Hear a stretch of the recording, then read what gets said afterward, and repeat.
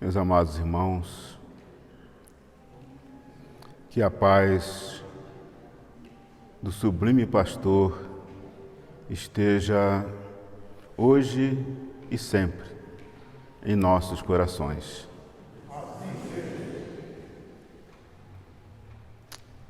Que bom, olhando daqui, o panorama que se descortina para a nossa visão, da nossa assistência bem, uma plateia bem numerosa, uma assistência bem numerosa, que acorrem ao templo, assim como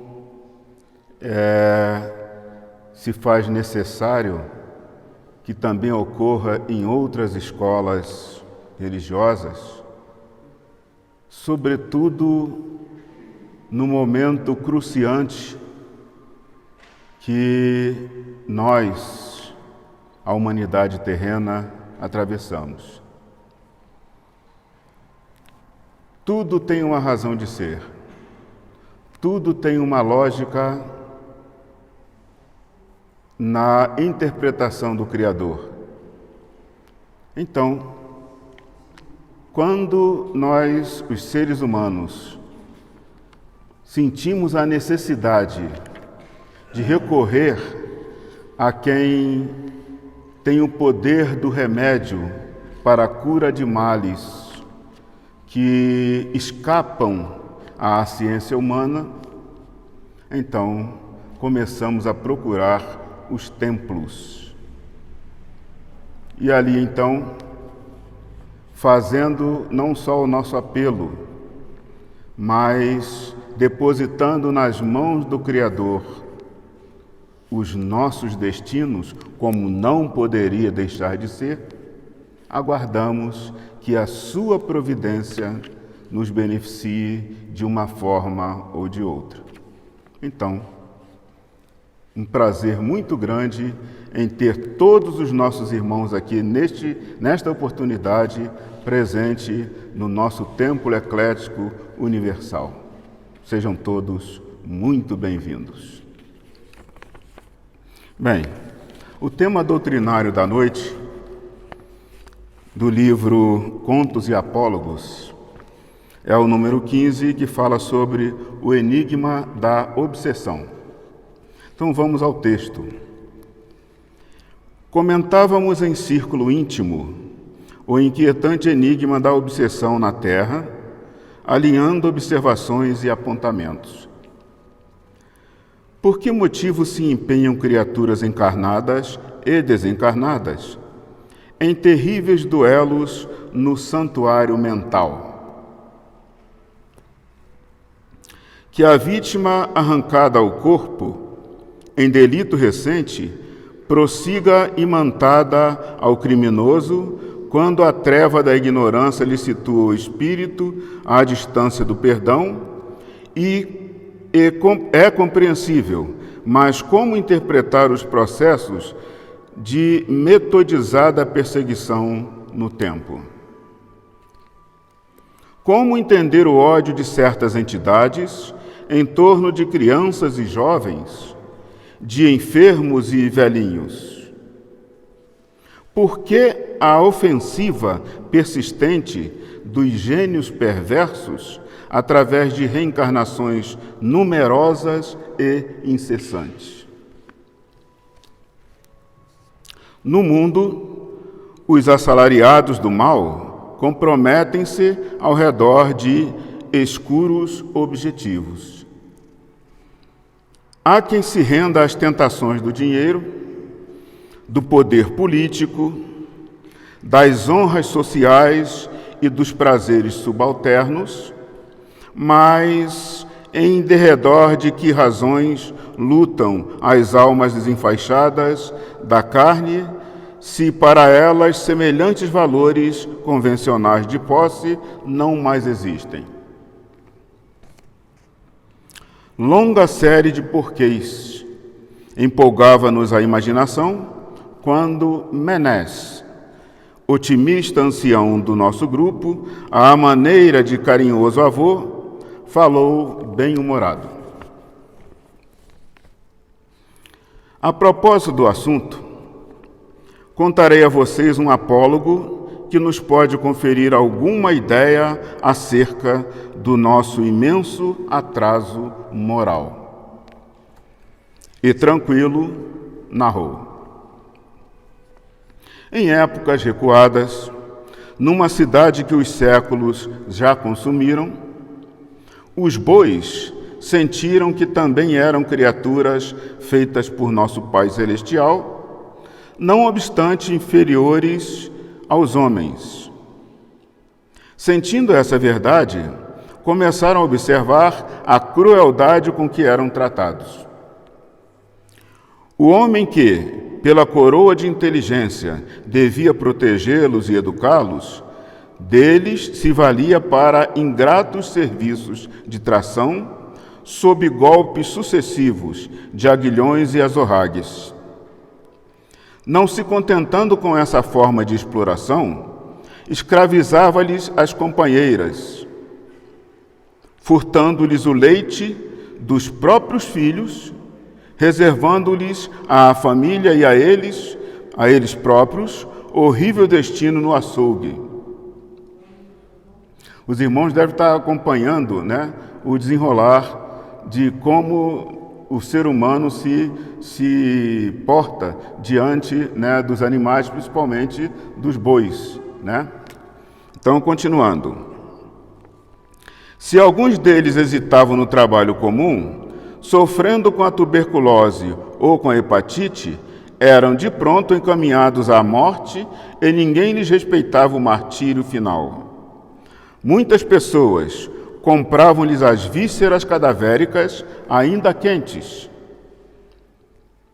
tostando-as ao fogo para churrascos alegres, enquanto outras lhes mergulhavam os pedaços sangrentos em panelas com água temperada, convertendo-os em saborosos quitutes para bocas famintas. É só a gente imaginar as cenas, para procurar entender aqui a descrição, a narrativa. Não conseguiam nem mesmo o direito à paz do túmulo, porque eram sepultados aqui e ali, mas sepultados aonde? Então vamos ver. Em estômagos mal cheirosos e insaciáveis.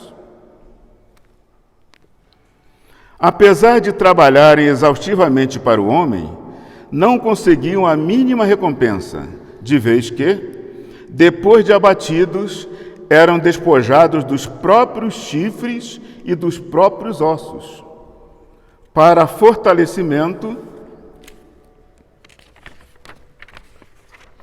da indústria. Magoados e aflitos, começaram a reclamar.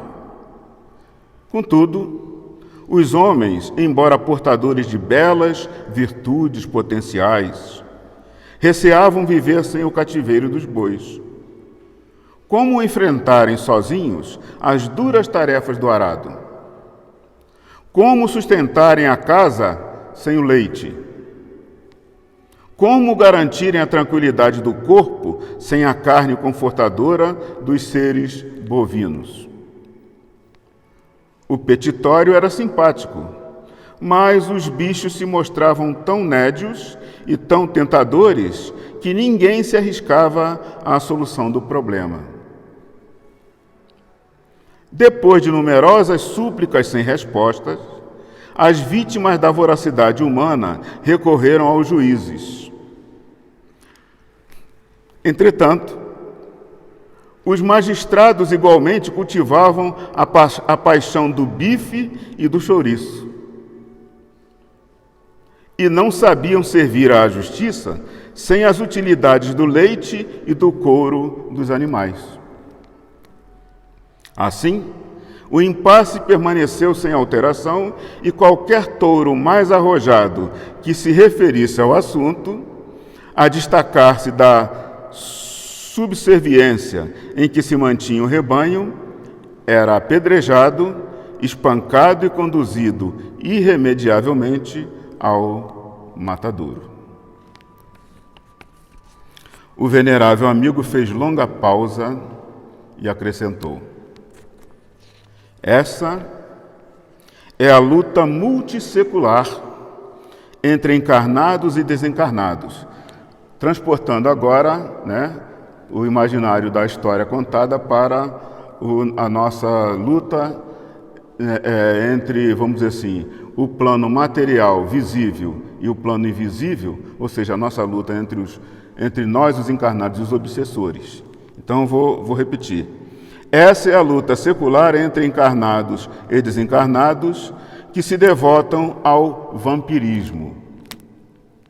Vampirismo. Sem qualquer habilitação para a vida normal, fora do vaso físico, temem a grandeza do universo e recuam apavorados ante a glória do espaço infinito, procurando a intimidade com os irmãos ainda envolvidos na carne, cujas energias lhes constituem precioso alimento à ilusão. E desse modo que as enfermidades do corpo e da alma se espalham nos mais diversos climas. Os homens que se julgam distantes da harmonia orgânica, sem o sacrifício dos animais, são defrontados por gênios invisíveis que se acreditam incapazes de viver sem o concurso deles. O enigma da obsessão, no fundo, é problema educativo. Quando o homem cumprir em si mesmo as leis superiores da bondade a que teoricamente se afeiçoa, deixará de ser um flagelo para a natureza, convertendo-se no exemplo de sublimação para as entidades inferiores que o procuram. Então, a consciência particular inflamar-se-á na luz da consciência cósmica e os tristes espetáculos da obsessão recíproca desaparecerão da Terra. Até lá, concluiu sorrindo, reclamar contra a atuação dos espíritos delinquentes, conservando em si mesmo qualidades talvez piores do que as deles, é arriscar-se como os bois à desilusão e ao espancamento. O ímã que atrai o ferro não atrai a luz.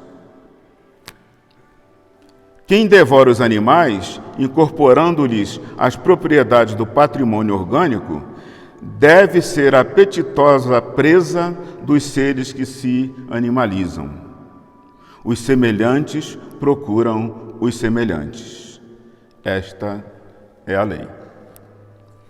Afastou-se Menes, com a serenidade sorridente dos lábios, e a nossa assembleia, dantes excitada e falastrona, calou-se de repente a fim de pensar.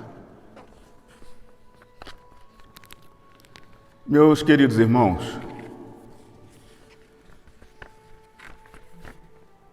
tudo isso aqui se resume naquilo que nós, os espíritas e espiritualistas, entendemos como a lei de causa e efeito.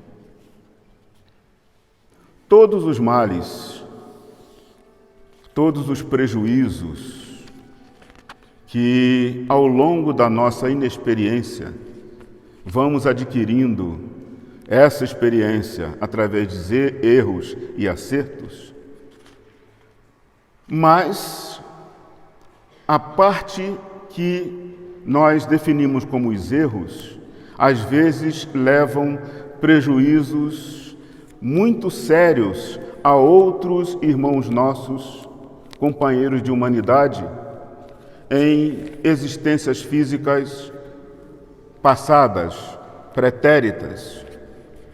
E, ao longo do tempo, porque o tempo é eterno, nós nos esquecemos. Mas diz o ditado que quem apanha jamais esquece. Então, num determinado momento, numa dada oportunidade, inexoravelmente vai ter que acontecer o acerto de contas. Porque a lei divina é justa, é perfeita. Então, se vivemos sob a égide da lei divina, vamos ter que nos curvar ao nosso acerto de contas. Ah, mas nessa encarnação ou nessa vida, se não acredita em encarnação, né? Eu nunca dei prejuízo, nunca fiz mal a ninguém. E por que eu sofro? Boa pergunta. Vamos buscar a explicação. E essa explicação só é possível se nós aceitarmos a teoria das reencarnações sucessivas. Porque é lá, no pretérito, é que vamos encontrar as origens, as raízes de alguns ou da maioria dos males presentes. E o que nós temos que fazer? A melhor conduta da nossa parte é a nossa reforma moral. Moral no sentido mais amplo, em todos os sentidos. Moral no sentido de verticalidade. Passar a ser um ser menos egoísta, menos orgulhoso, menos pretensioso, menos agressivo. Porque tudo aquilo que nós praticarmos em prejuízo de qualquer outro irmão nosso, com certeza vai chegar um momento, mais tarde ou mais cedo, em que vamos precisar contrabalançar aqui esses prejuízos diante da balança da lei. Não há como ser diferente.